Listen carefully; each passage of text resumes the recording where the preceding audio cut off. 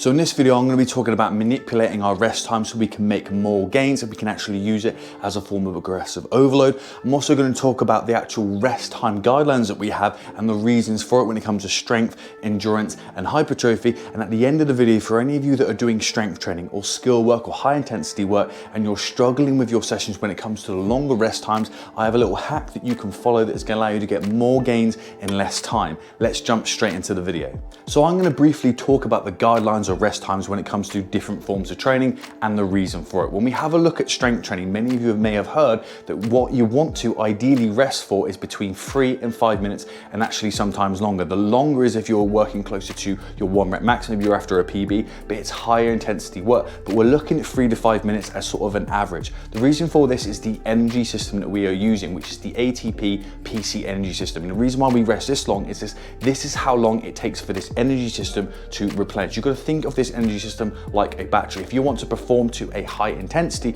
you want to try and get this energy system replenished as much as you possibly can so you can keep pushing. The main driver for your success or your ability to get stronger or to build muscle is high intensity work and mechanical tension. So we want to make sure that we have as much energy as possible and as much tension as we can place in that muscle. And to do that, we need to have as much energy as possible. If you were to rest less time, your performance will suffer and your ability to exert that strength will suffer and will be lower as well. So if you're resting less time, it is going to impact on your ability. So what you want to is rest between 3 and 5 minutes to maximize your progress.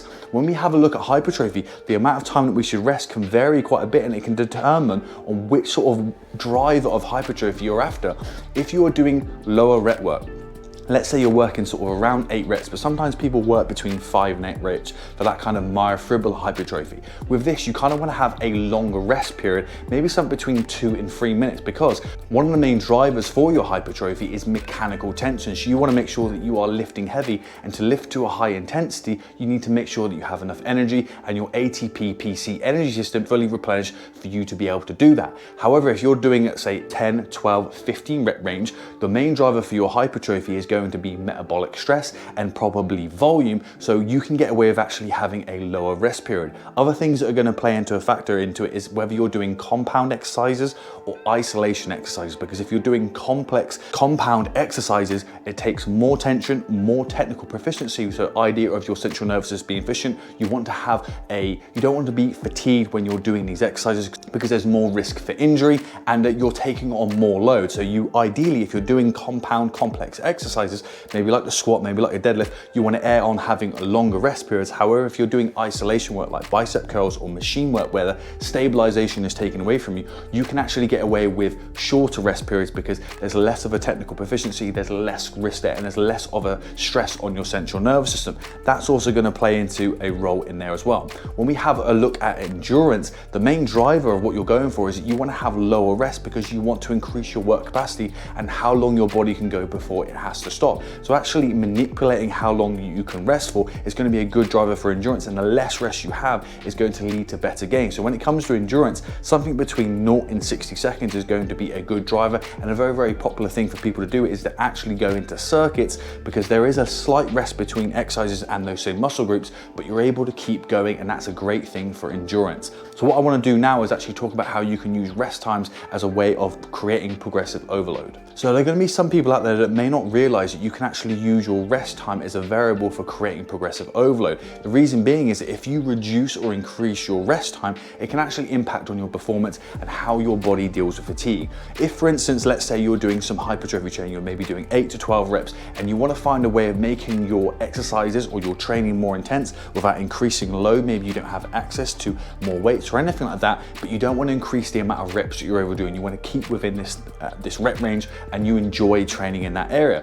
What you can do is actually manipulate your rest time to then make the exercises harder. So let's say you're resting between say 2 or 3 minutes for compound exercises and say 30 to 60 seconds for isolation exercises. What you could do is actually start between sets, actually reducing your rest time by maybe 15 to 30 seconds and actually then going again. Because what you will find is that your body hasn't fully recovered, that level of fatigue in the muscle hasn't really gone, and you don't really feel recovered enough to be able to go again. If you're doing higher rep work, this works very, very well, because then what you're doing is you're you're building up more fatigue within the muscle, and it's gonna make your exercises more intense. So actually manipulating your rest times is gonna be a good way of creating that progressive overload. So I said at the start of the video, there's a hack that I've been using. It's gonna allow you to actually get more strength training done in less time. The problem with strength training is if you're resting 3 to 5 minutes between every single set and you're doing multiple sets and multiple exercises, your workouts can take quite a long time. So if you're restrictive on time, it can make it difficult. You have to make the choice of sacrificing sets or exercises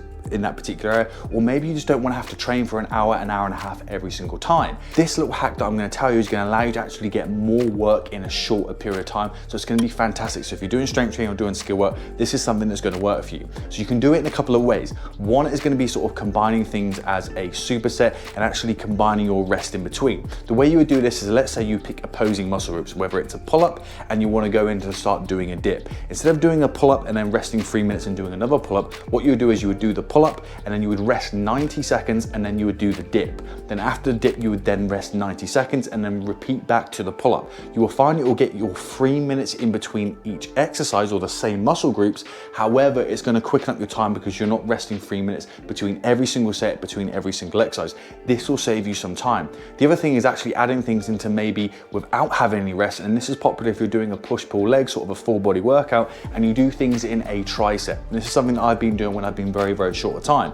I would do the most complex, hardest exercise first, and let's say it's a trap bar and I'm lifting something heavy, and then I would go straight into something like a pushing exercise, whether it's a push-up, whether it's a dip, whether it's an overhead press, and then you would do straight into that exercise, you would do your reps, and then you would go into a pulling exercise, whether it's a bent over row, whether it's a pull-up, whether it's an inverted row, and you do all 3 exercises back to back. You would then decide at the end of that actual tricep whether you want to rest 3 minutes or 5 minutes, depending on how you want to sort of prioritize performance or not. But you'll find that if you do all of those exercises back to back, it's going to quickly, greatly speed up your workout. The other thing as well is by doing them back to back, it's actually going to make you feel a little bit more athletic because you're moving from one to the other. It's also going to be great for any of you that don't have the time or don't want to have a dedicated time to be able to do your cardio, because if you do it in this set, you will definitely get your heart rate up and you'll get your breathing going. So you're going to be getting kind of more things rolled into one. So if you're restricted on time and you want to get sort of a cardio workout and actually feel a little bit more athletic, this is a great way of combining all your exercises. So guys, let me know what you think and I'll see you in the next video.